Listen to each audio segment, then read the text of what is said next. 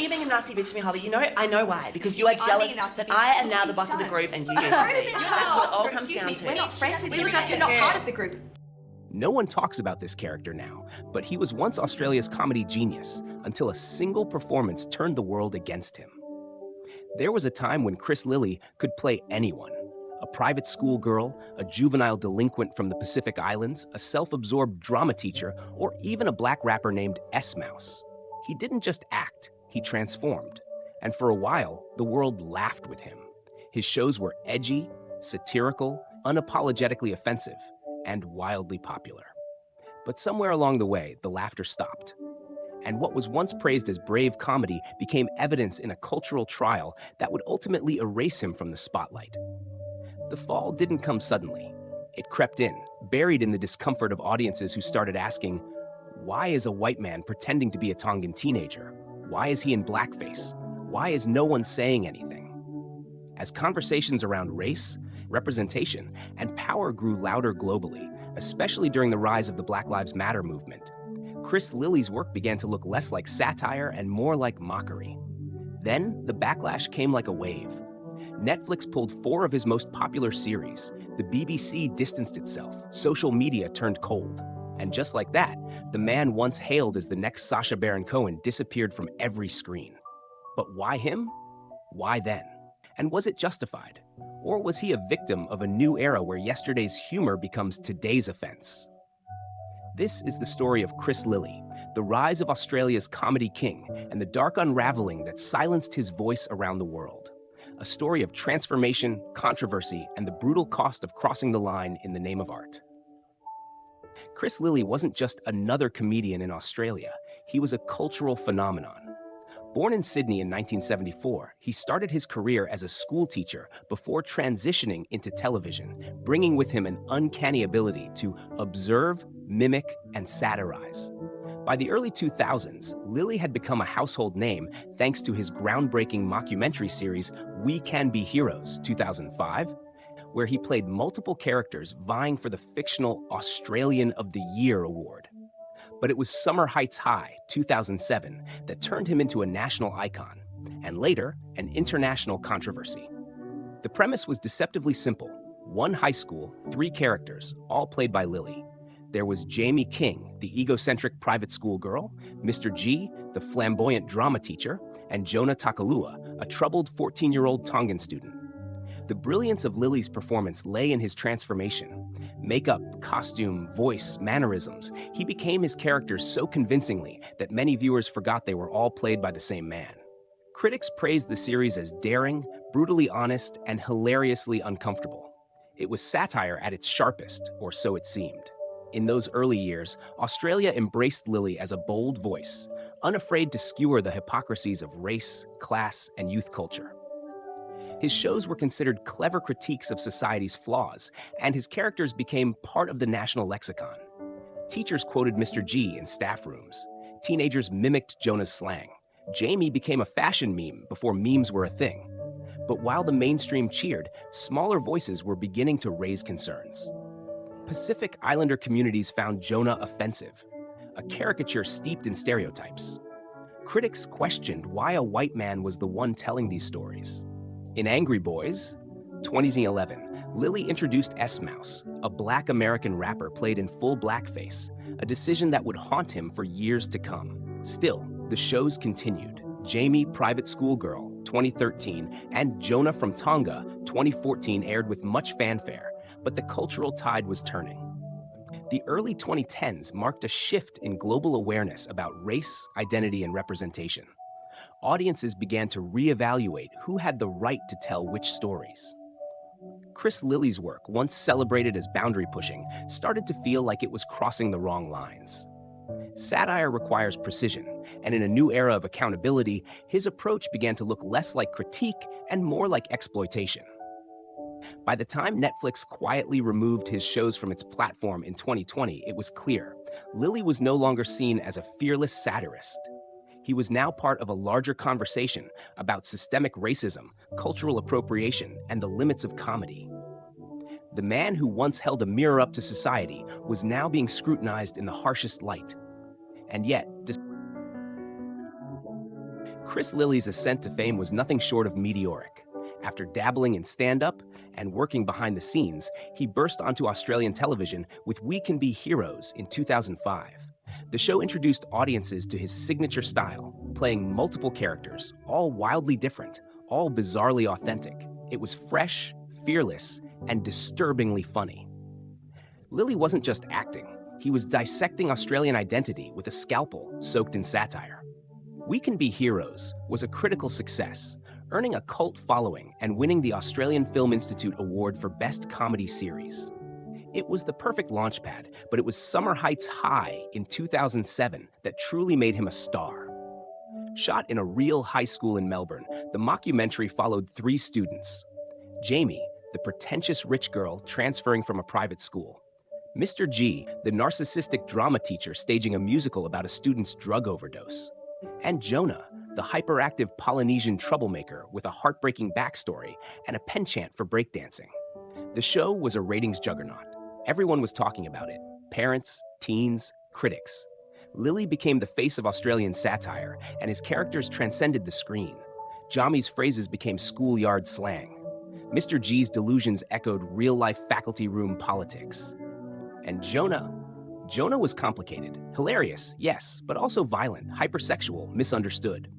At the time, many praised the portrayal as real and unfiltered, but beneath the laughter, there was discomfort. Jonah, played by a white actor in brownface, embodied every tired stereotype of Islander youth: illiterate, aggressive, wild. Still, Lilley doubled down. Angry Boys in 2011 took his ambition further.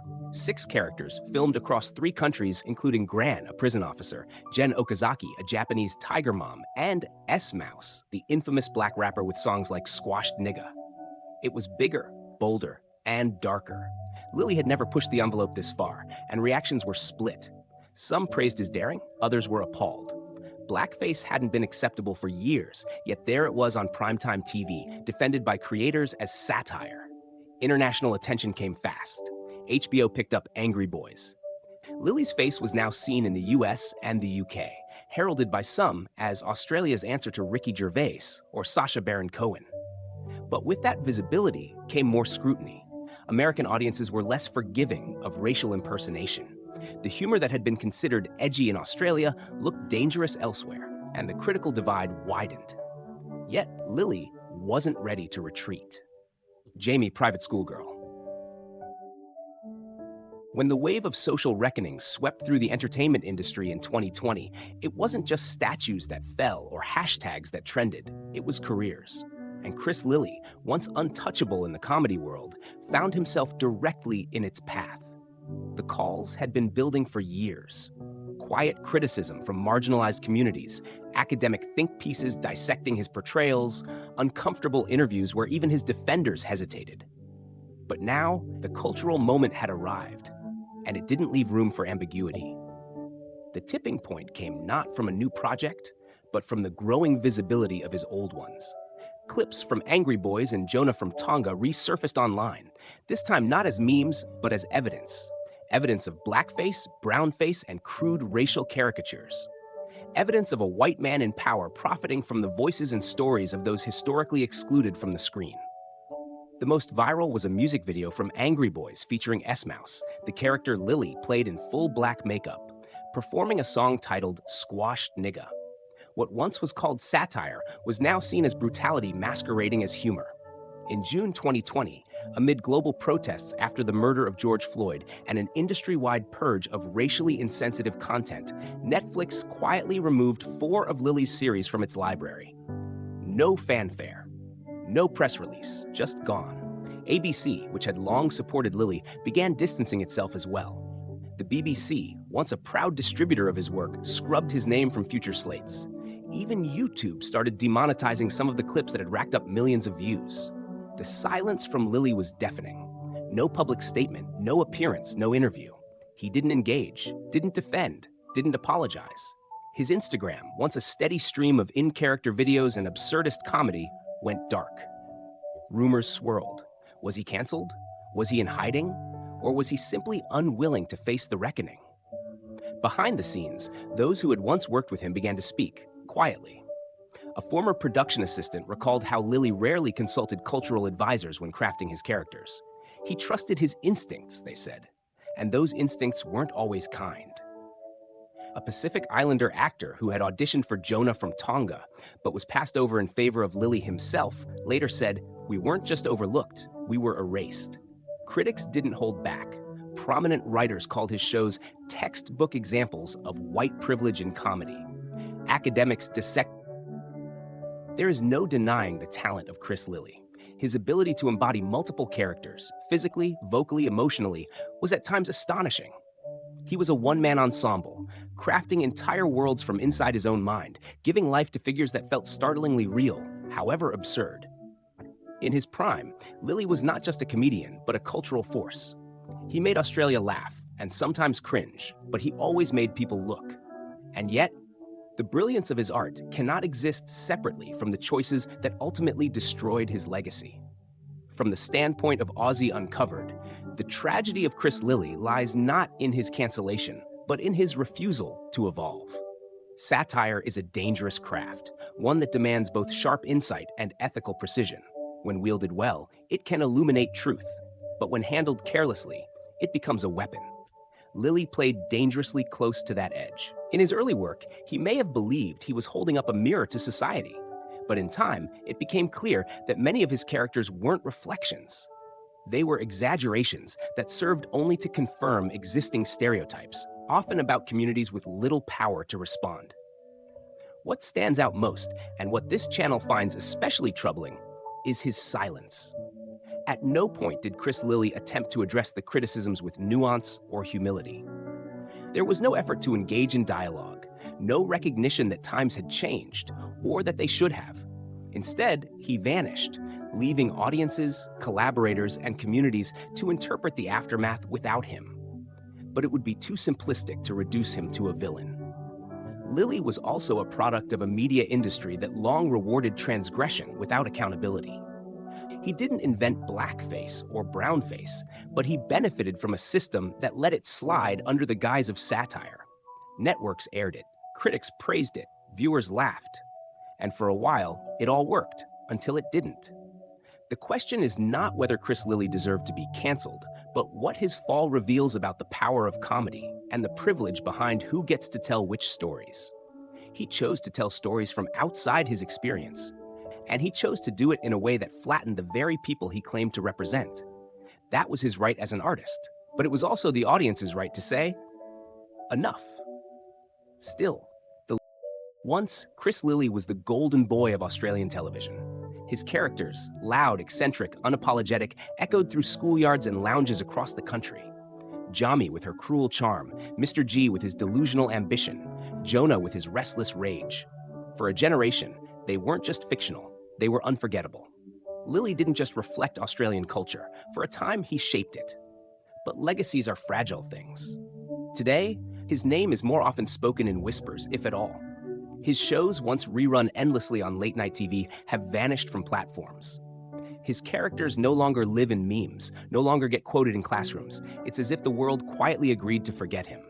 And yet, the question lingers. Can we truly separate the art from the artist? Can we look back and still admire the craftsmanship, even if the intent now feels poisoned? Or must we bury it all? Every laugh, every line, every scene, beneath the weight of what we now understand. Chris Lilley didn't just disappear. He became a symbol, a warning, a reminder that time changes not just how we create, but how we remember.